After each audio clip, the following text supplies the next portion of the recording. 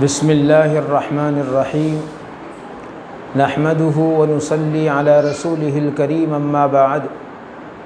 فقد قال اللہ تبارک وتعالی فی کلامہ المجید فاعوذ باللہ من الشیطان الرجیم بسم اللہ الرحمن الرحیم ان الصلاة كانت علی المؤمنین کتابا موقوتا صدق اللہ العظیم۔ محترم حضرات، توحید اور رسالت کی گواہی اور اقرار کے بعد میں اسلام کے اندر سب سے اہم رکن جو ہے اور اسلام کا سب سے اہم فریضہ جو ہے وہ نماز ہے۔ اس لیے آج ہم آپ کے سامنے نماز کے تعلق سے کچھ مسائل بیان کریں گے اور کچھ نماز کے تعلق سے جو ضروری باتیں ہیں وہ آپ کے سامنے رکھیں گے۔ سب سے پہلی بات یہ ہے کہ نماز ایک ایسی چیز ہے جو بندے اور اللہ کے درمیان میں ایک رشتے کا اور ایک تعلق کا کام کرتی ہے۔ اللہ نے قرآن مقدس کے اندر فرمایا کہ نماز ایمان والوں کے اوپر فرض ہے اس کے وقتوں کے اندر، اور حضور پاک صلی اللہ علیہ وسلم نے حدیث کے اندر ارشاد فرمایا کہ اعمال میں سب سے بہترین عمل نیک وہ نماز کا پڑھنا ہے اس کے وقت میں۔ جب نماز کا وقت ہو جائے تو سب سے پہلے نماز ادا کی جائے۔ اس لیے نماز جو ہے وہ اسلام کے اندر بہت اہم چیز ہے۔ جس طریقے سے اب لاک ڈاؤن کا زمانہ چل رہا ہے اور مسجدوں کے اندر نمازوں کی تعداد جو ہے وہ محدود ہے، اور کافی وقت سے لوگ گھروں پر اپنی بیٹھکوں کے اندر دکانوں پر نماز پڑھ رہے ہیں، ایسے حالات میں ہمیں چاہیے کہ ہم نماز کی خوب پابندی کریں اور اس کا اہتمام کریں، چاہے مسجد میں، چاہے اپنی بیٹھک کے اندر، اپنے گھر کے اندر، جہاں بھی جس طریقے سے بھی سہولت ہو نماز کو نہ چھوڑیں، کیونکہ نماز تمام مسلمان مرد عورت پر، عاقل بالغ پر فرض ہے، اور جو فرض ہے وہ فرض عین ہے،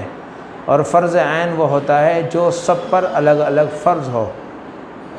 تو یہ 5 وقت کی نماز، نماز فجر، ظہر، عصر، مغرب، عشاء، یہ 5 نمازیں تمام مسلمان مرد عورت عاقل بالغ سب پر فرض ہیں۔ سب سے پہلی بات تو یہ یاد رکھنی چاہیے کہ نماز کی جو شرطیں ہیں وہ 7 ہیں، جن کے بغیر نماز تک ہی انسان نہیں پہنچ سکتا۔ جس میں سے پہلی شرط ہے نمازی کے بدن کا پاک ہونا، اس کے کپڑوں کا پاک ہونا، اس کے سطر کا ڈھکا ہوا ہونا، نماز کی جگہ کا پاک ہونا، اور قبلے کی طرف کو رخ کرنا، نماز کا وقت ہونا اور نماز کی نیت کرنا۔ اسی طریقے سے نماز میں 6 فرض ہیں۔ جب یہ 7 شرطیں پائی جائیں گی تو اس کے بعد میں 6 فرض جو نماز کے اندر ہیں وہ 6 ہیں۔ نمبر 1 تکبیر تحریمہ، قیام کرنا، قرات کرنا، اسی طریقے سے رکوع کرنا، سجدہ کرنا، 1 رکعت میں 2، اور پھر قاعدہ اخیرہ میں التحیات کی مقدار بیٹھنا۔ یہ 6 چیزیں ہیں۔ اب یہ چیزیں یاد ہونے کے بعد میں کچھ مسائل ایسے ہیں جن کا سوال بھی کیا گیا ہے اور جن کی معلومات بھی ضروری ہے اور لوگ پوچھتے بھی رہتے ہیں۔ ان میں سے پہلا مسئلہ یہ ہے کہ کیا اکیلے نماز پڑھنے والے شخص کو اذان اور تکبیر کہنی پڑے گی؟ جس طریقے سے اب وقت چل رہا ہے، اگر کوئی شخص اپنے گھر کے اندر نماز پڑھتا ہے اور مسجد کے اندر اذان ہو چکی ہے تو پھر اذان دینے کی کوئی ضرورت نہیں ہے، لیکن اگر کوئی ایسی جگہ پر ہے جہاں پر اذان کی آواز نہیں جاتی تو اسے چاہیے کہ اگر اذان بھی نہ دے تو تکبیر تو کم سے کم کہہ لے۔ دونوں چیزوں کو چھوڑنا نہیں چاہیے۔ لیکن اگر اذان ہو جاتی ہے محلے کی مسجد کے اندر اور اس کی آواز آپ کے گھر تک اور آپ کی جگہ تک آ سکتی ہے اور آ رہی ہے، تو پھر دوبارہ اذان دینے کی ضرورت نہیں ہے، اسی اذان سے سنت ادا ہو جائے گی۔ اسی طریقے سے دوسرا مسئلہ یہ ہے کہ اگر کوئی شخص سورت ملائے بغیر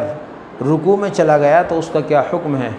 یعنی ایک شخص نماز کے لیے کھڑا ہوا اور اس نے سورہ فاتحہ پڑھی اور سورہ فاتحہ پڑھنے کے بعد میں سورت کے ملائے بغیر وہ رکوع میں چلا گیا۔ اس میں مسئلہ یہ ہے کہ اگر رکوع سے اٹھنے کے بعد میں بھی اسے یاد آ گیا یا رکوع میں یاد آ گیا کہ تو نے سورت نہیں ملائی ہے، تو اس شخص کو چاہیے کہ وہ پیچھے کو واپس آئے اور سورت ملائے اور اس کے بعد میں رکوع کرے اور بعد میں سجدہ سہو کر لے، اس کی نماز ہو جائے گی۔ اسی طریقے سے تیسرا مسئلہ یہ ہے کہ اگر 4 رکعت والی نماز میں دوسرے تشہد میں یعنی قاعدہ اولیٰ میں تشہد پڑھنے کے بعد میں درود شریف پڑھ لیتا ہے تو پھر کیا کرنا پڑے گا؟ اس میں یہ ہے کہ اگر 4 رکعت والی نماز میں وہ قاعدہ اولیٰ میں تشہد پڑھنے کے بعد میں اتحیات پڑھنے کے بعد میں درود شریف پڑھتا ہے، اگر وہ شخص اللہم صلی علی محمد وعلی آل محمد تک پڑھ لیتا ہے تو سجدہ سہو اسے کرنا پڑے گا۔ راجح قول کے مطابق صحیح بات یہی ہے،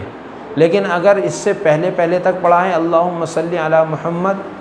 تو یہاں تک یا وعلی تک تو اسے سجدہ سہو نہیں کرنا پڑے گا۔ اسی طریقے سے اگر قاعدہ اخیرہ میں بھول سے کھڑا ہو گیا، قاعدہ اخیرہ میں بیٹھا ہوا تھا، تشہد پڑھا اور سلام پھیرنا تھا لیکن وہ بھول سے کھڑا ہو گیا، اگر وہ شخص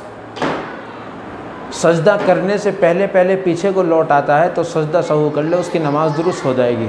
لیکن اگر سجدہ کرنے کے بعد میں پھر اس کو یاد آتا ہے تو پھر وہ اسے چاہیے کہ وہ 6 رکعت بھی ملا لے اور پھر آخر میں سجدہ سہو کر لے، تو 4 رکعت اس کی فرض ہو جائیں گی اور 2 رکعت نماز اس کی نفل ہو جائے گی۔ اسی طریقے سے قاعدہ اولیٰ میں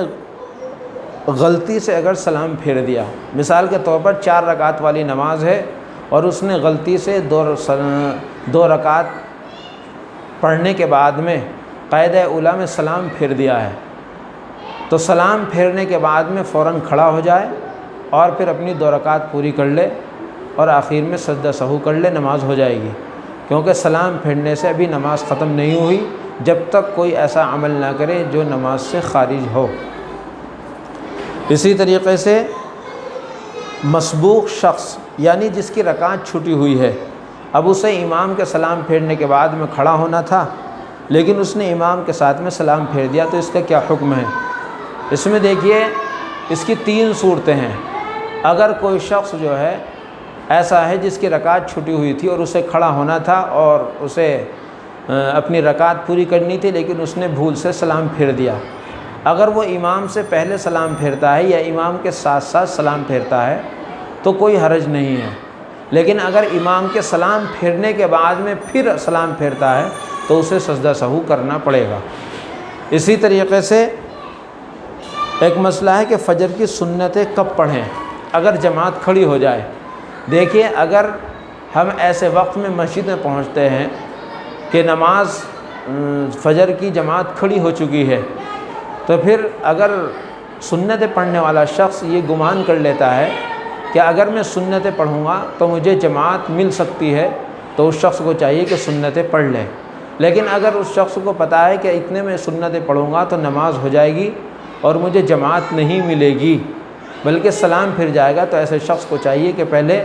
فرض میں شریک ہو جائے اور اشراق کے وقت میں اپنی سنتیں ادا کر لے۔ وآخر دعوانا الحمد للہ رب العالمین۔ السلام علیکم ورحمۃ اللہ وبرکاتہ۔